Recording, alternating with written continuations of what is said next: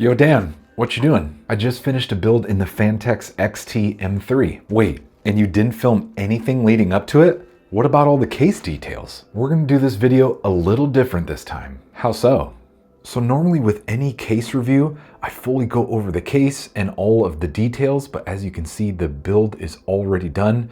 So for this one, I'm just gonna strap my gimbal onto me and we're just gonna go ahead and talk about the case and the finished build. And I've gotten a ton of requests to do quote unquote ASMR, but I think my voice sounds kind of goofy and my sinuses suck and I'm always kind of nasally, but apparently a lot of people like my voice. So listen to the soothing sounds of my voice, grab some popcorn, grab your favorite drink, and let's talk about the Phanteks XT M3. So the XT M3 is a micro ATX case and it comes in at $70 USD and comes with 3 pre-installed 120mm fans. It's available in black and in white. And as far as the case itself, we've got glass on the side so we can fully see our build. We've got mesh on the front where we have our 2 120mm fans. We've got this like line design right here that continues from the front through the top. And then we've got our I/O down here, which has a power button. We've got a USB-C, a USB-A, and a combo audio jack. We've got a little mesh window on the back panel, and that's where our power supply sits. We've got mesh on the top where our radiator and fan sit. And if we take a look at the rear, if I can turn this around, pretty standard. We've got ventilation for our rear fan. Our motherboard sits right here. Got our PCIe slots, and then we also have this little cover that goes over the PCIe slots, which is interesting. And then we've got a nice elevated base so we can get a lot of fresh air into our bottom fans. So really cool looking case, nice small footprint, but we can fit some pretty big components in this. So let's go ahead and take off all these panels and then talk about the inside. So the majority of the panels for the XT M3 are toolless removal. The only thing you will need is a screwdriver because the glass side panel and the back panel are both held in with 1 screw each. So there's 1 screw right here for the glass panel, and then same thing over here. When you remove this screw, you can remove the back panel. So this build came out really good, really clean. Decided to stick to the green theme, as you can see with the rest of my setup. Big fan of green, but really cool looking build. You can fit up to 9 fans total in this case, and these are all 120mm. And I did swap out the pre-installed 120mm fans that come on the front and the rear. These are the Gen 2 M25 fans, but it comes pre-installed with the Gen 1 fans. So I swapped them out so I can have all of the Gen 2 M25s all the way around. And like I said earlier, this is a micro ATX case, so you can fit up to micro ATX motherboards and also back connect micro ATX motherboards. And you can fit some huge components. As you can see, I've got this Gigabyte 4080 Super in here. And we've got plenty of room from the GPU to the bottom fans. And you can't see it, but there's also a little sag bracket back here that is keeping my GPU pretty much level. And one thing I like about this case is on most micro ATX cases, the PSU and all the cables are visible, but they've got this shield over here, so they're completely blocked. And I like that because although power supplies and the cables aren't a horrible sight, it's nice to have them hidden from view. And you can fit up to a 360mm radiator for this case, as we've done with this one, which looks great. And especially like the tube length, like this is absolutely perfect. Like perfect slack for this AIO. Really clean tube runs. We've got reverse blade fans on the bottom. And for the build, we've got a Gigabyte Aorus B650M motherboard.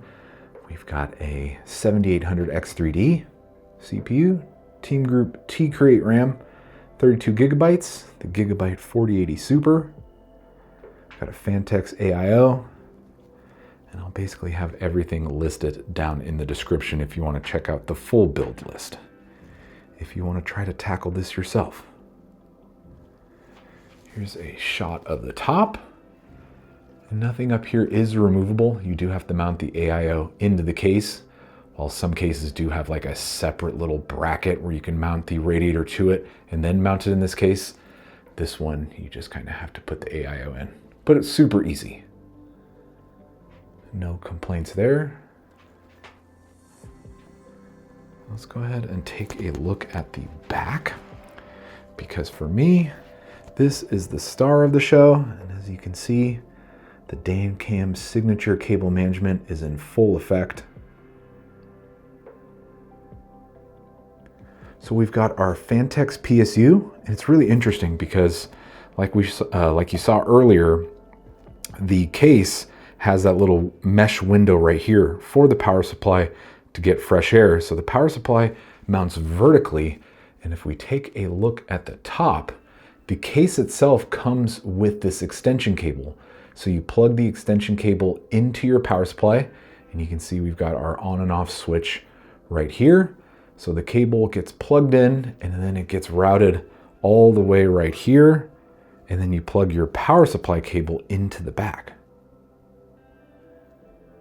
And because of this, we're able to hide the PSU in that corner.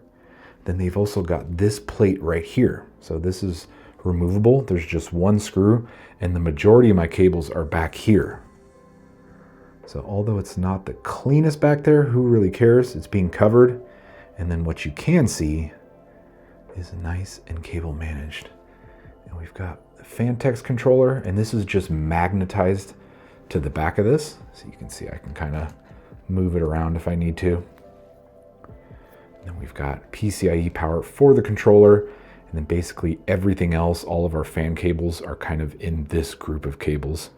And everything comes through here. Most go to the power supply, some are going to the fans.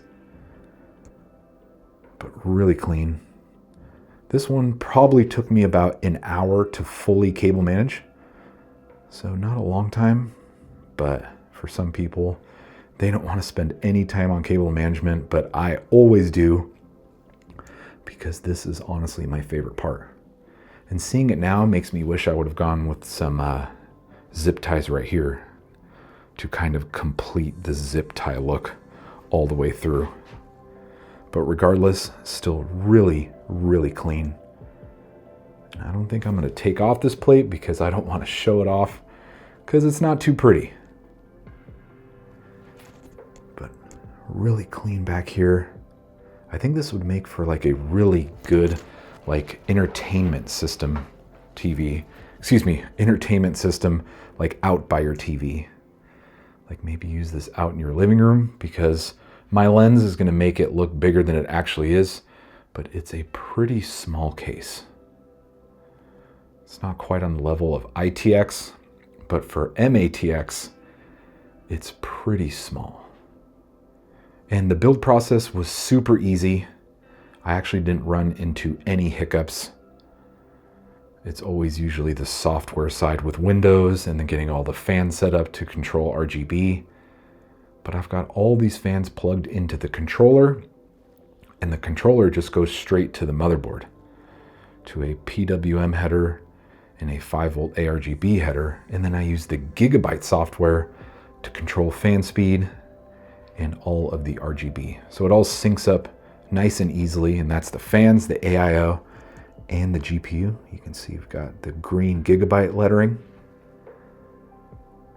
So really clean. I like this build a lot. And for $70 USD, honestly, that's a really good deal. And thermals are fantastic. I ran a benchmark for the 7800 X3D, and the max temperature I saw was around 76 degrees Celsius. So under 100% load, it's fantastic. And then while I was gaming, it was like the low 60s. And then for the GPU, the highest temperature I saw was 64 degrees Celsius under a benchmark. So really cool running system, but that's kind of to be expected with 9 fans in total. But it is a smaller case, but there is some massive airflow. So let me know what you think down in the comments. Is there any improvements I can make to this build? Are you in the market for a micro ATX case? Let me know down below. And thank you guys so much for watching.